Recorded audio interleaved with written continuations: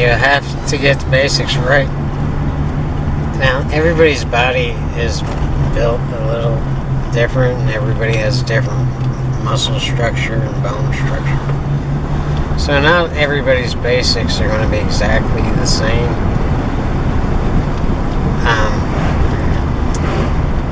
But there's a reasonable difference there.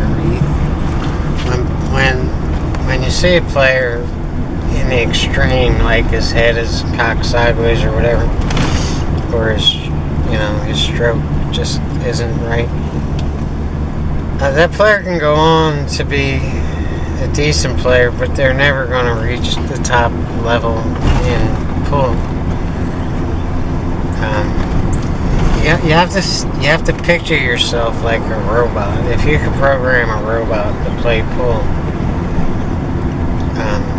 you would want the robot to be balanced. You'd want the robot to have a firm bridge. You would want the robot to hold the cue at the right place on the cue. To increase your chances of success,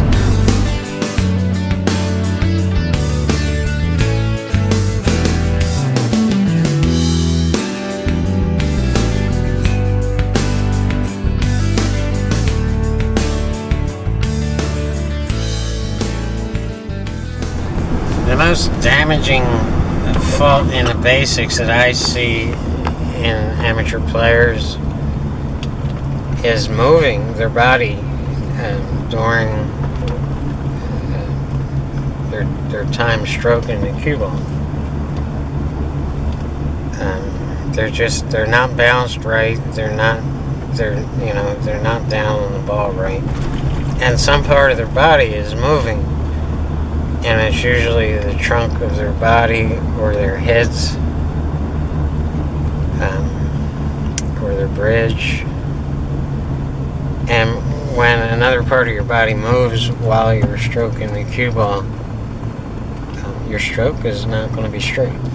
That's all there is to it. Your arm is a part of your body, so if part of your body moves, your stroke is going to move with it, and you're not going to hit the cue ball where you're aiming the cue ball. Most people aim the cue ball in the right spot, but they're not hitting the cue ball in the spot where they're aiming. That's the big problem, and it's because another part of their body is moving. You have to train your body to be absolutely perfectly still. And it's going to feel really unnatural if you're not used to doing it. Pool's not a natural activity, You're not breathing. You're training your body to do something that it's not used to doing.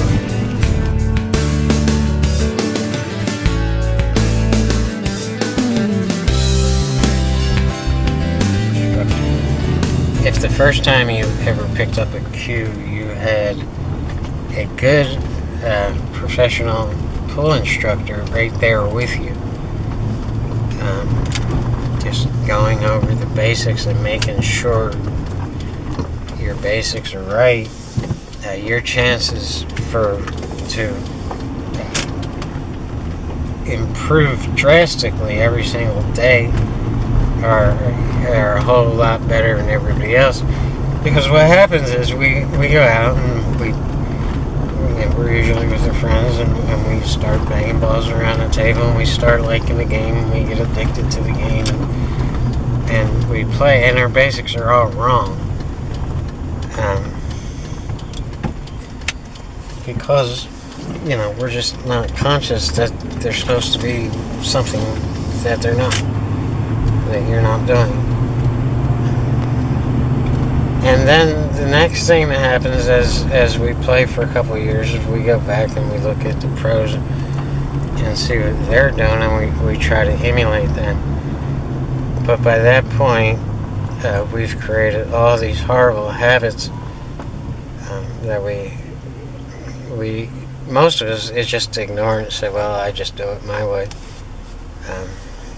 and don't try to break those habits, so we keep on playing the same way they've always played, and they become more and more instilled in our game.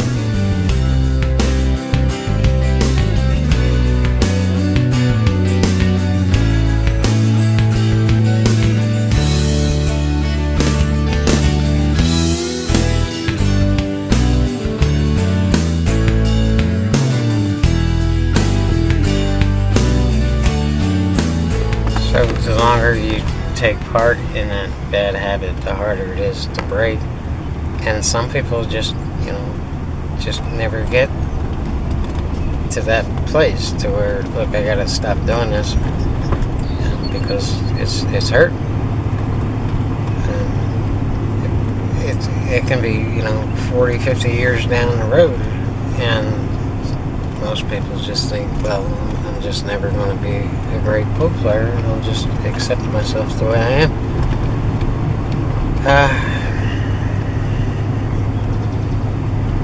I mean, it's kind of a sad waste of time, if you ask me. You're going to do all this and just settle for mediocre.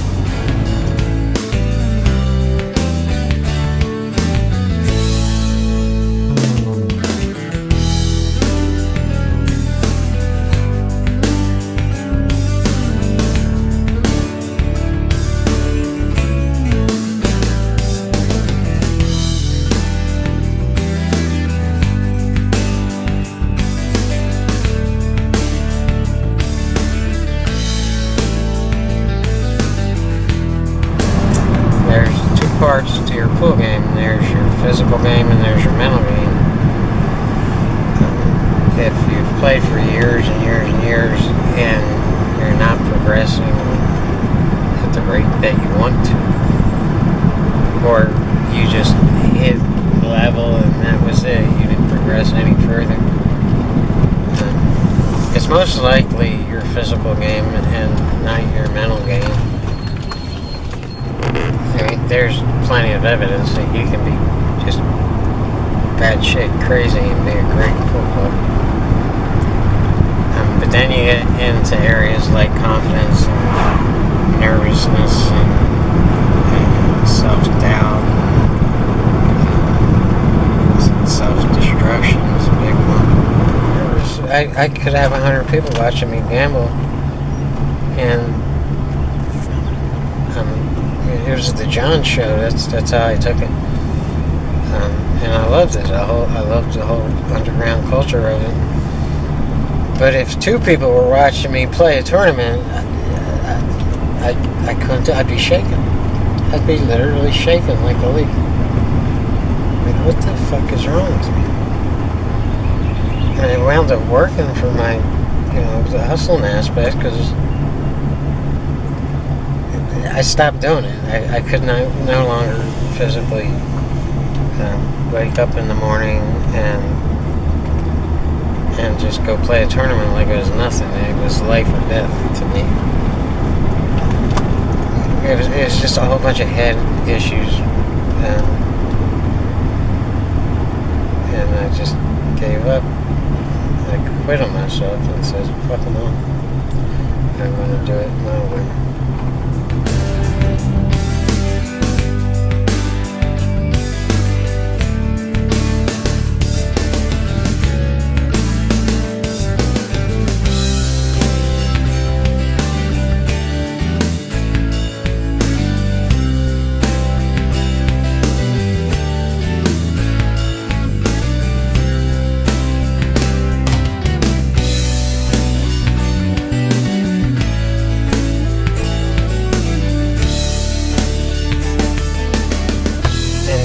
Confidence and nervousness issue goes away when you start breaking through the barriers that are holding you back.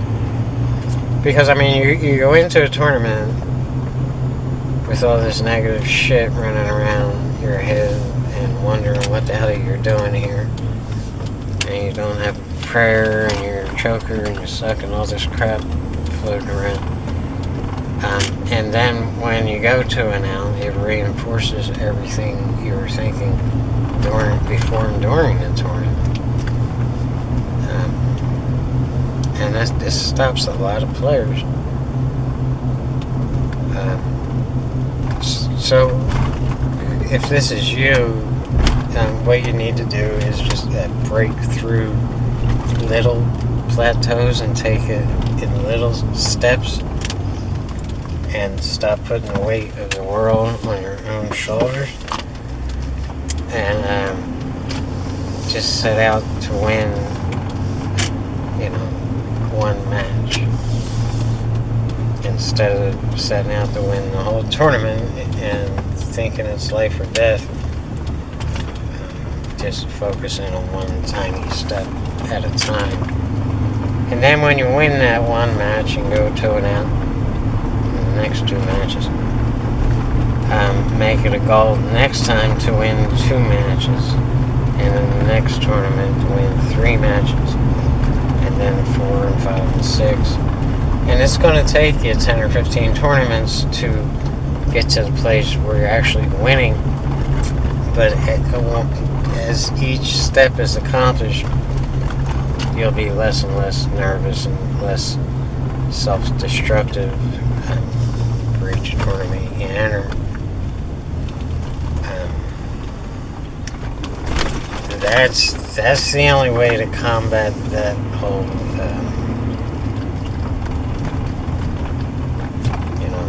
that whole mental issue.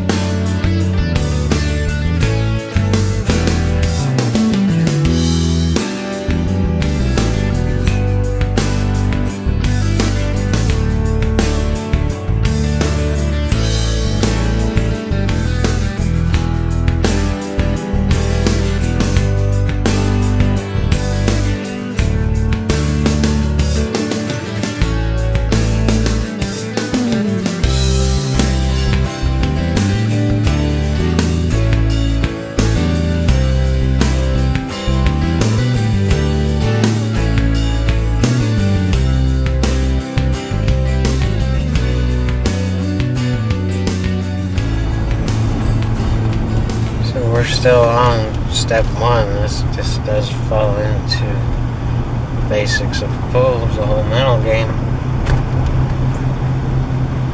And what happens is you start showing up for these things feeling like you're supposed to win. And your confidence thing goes to the opposite extreme, because you intellectually know that you worked hard for this and you deserve it, and you start showing up for these tournaments, walking in the door and feeling like you're supposed to win. You're meant to win, and of course all that confidence helps your game a lot. And that's why when you see some players winning, they take the arrogant attitude. Like, I don't even know why you guys showed up today, because none of you are supposed to win. I'm supposed to win. Don't take that. I'm not going to preach at you. Don't get that.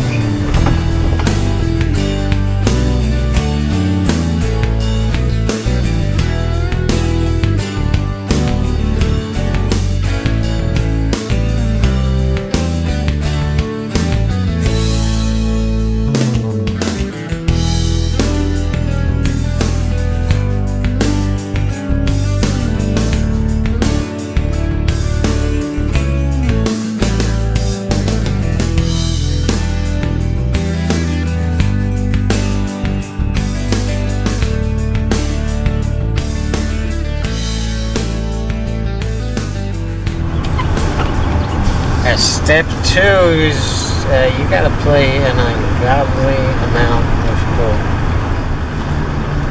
Yeah, you have to become obsessed with the game, and you really have to love the game.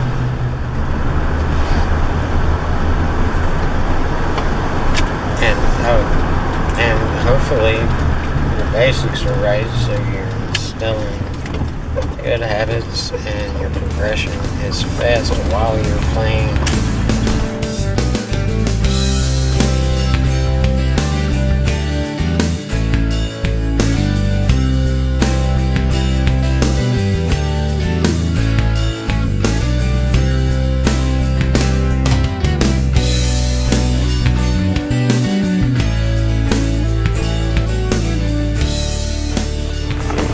while you're playing all this bull, don't waste your time with players that you know you can beat.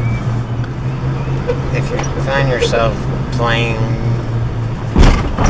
just your friends who really aren't into it like you are and really aren't striving to be pro players, and they've got other shit going on in their lives, and it's just not their thing. It's gonna hurt your game. It's gonna make you a lazy player. And I learned this the hard way. I used to just enjoy beating up on people. But it's just, if your game is progressing, it holds you back, and you find yourself experimenting. When if you're playing players that if you miss, they're going to run out. Usually, it becomes a whole new thing where you just can't afford to do anything stupid. You're probably still going to do stupid things, but you're going to start doing it less and less and less as it gets through your head that you can't do that anymore. You just can't do it. You have to bring your A game every time you play this person. That will progress your game a lot. If you know that if you screw it up, you're going to lose. It just becomes this whole new world.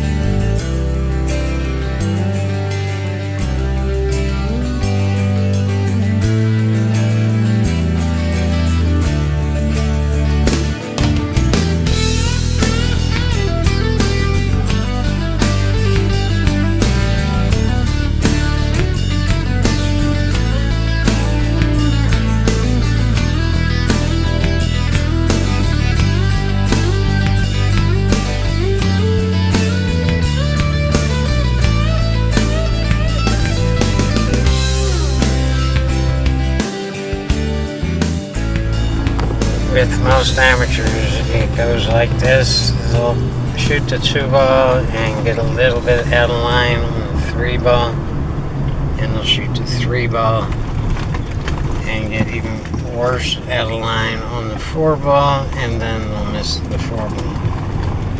If they work on anything, they work on the missed shot on the 4-ball. And what they need to be doing is going back to the 2-ball to where you got out of line, and try to stay in line on the 3. That's what you need to work on. But most players don't work on anything ever. They just keep playing through it and say, "Oh, next time I'll make it," and they keep missing. It's really slowing down so many players that they're just kind of out just shooting and shooting and shooting and shooting. You need to make notes of your mistakes, and you need to go back and fix the right thing. It's fine to go ahead and play through and play through and play through, but if you never go back and fix what's broken, it's going to stay broken. I guarantee you it's going to stay broken. So, I can't stress that enough. Go back and fix where you're getting out of line. Don't fix the hard shot. You're never going to fix that. You're going to, if you keep getting out of line, you're going to keep missing the hard shot. So you need to work at staying in line and making the game easy.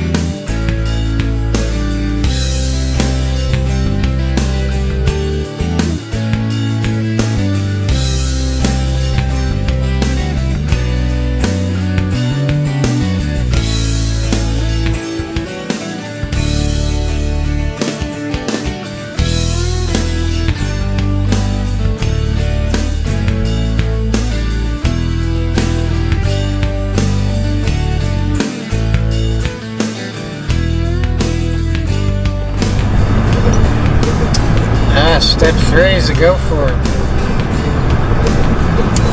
I know exceptionally great pool players who would do pretty good on the Pro Tour and just never, I mean, they might have, you know, took some bouts on the road and grinded it out and did the whole hustling thing, but they never went for the pros. And they have their reasons, and most of the time they're legitimate reasons. If they spent their whole lives being pool players and they got to their 30s and they came home and they found a career, now they have a wife and kids, and they know what it's like out there, they know the level of competition, and they're not willing to risk everything they have now, you know, for being a professional pool player. And knowing how much money is in the tournament and knowing the road expenses, and there's no way they're going to risk their families and their career. And you can't blame them, but they should have went for it before they found that career, before they found that life, before they had children. So, you know, you really can't blame them, especially if they love their career, you know. You just can't blame them. Some of them come back later on in life, you know, if they go through a divorce or their kids get grown up. So before you do all that, remind yourself that this took a lot of work to get here. Years and years of your life. You gotta go for it before, I don't want to say entrap yourself, but, you know, before you plunge into something completely different. You gotta go for it. And you're gonna take your lumps. And you're gonna have to relearn a lot of stuff. Now you're playing with the big dogs, and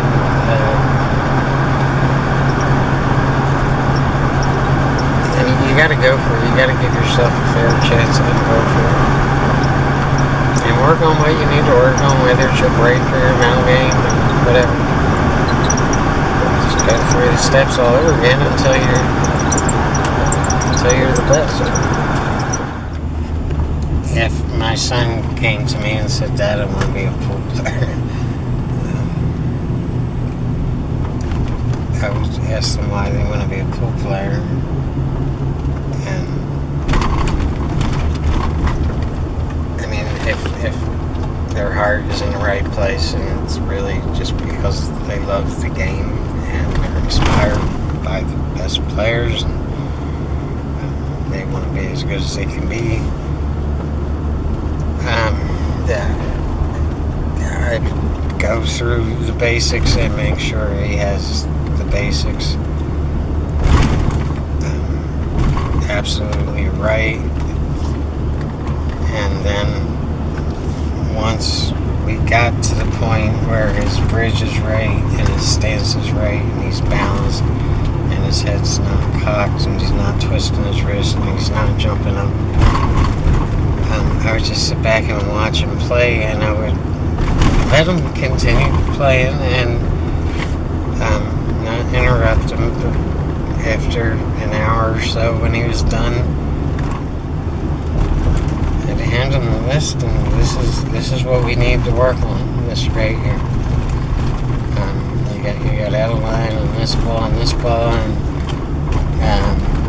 let's go back and just focus on that, and let's work on it until you get it right.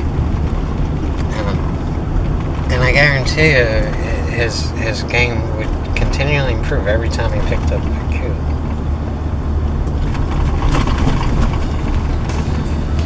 And this is what you have to do for yourself.